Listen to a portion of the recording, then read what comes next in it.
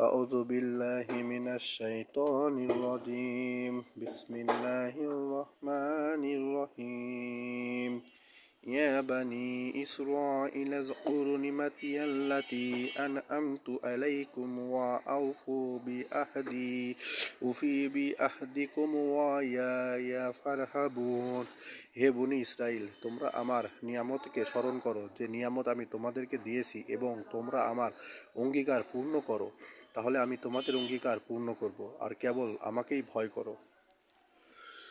وآمنوا بما أنزلت مصدقا لما معكم ولا تكونوا أول كافر به ولا تشتروا بآياتي ثمنا قليلا وإياي فاتقون। আর তোমাদের সাথে যা আছে তার সত্যায়নকারী স্বরূপ আমি যা নাজিল করেছি তার প্রতি তোমরা ঈমান আনো, এবং তোমরা তা প্রথম অস্বীকারী হইও না।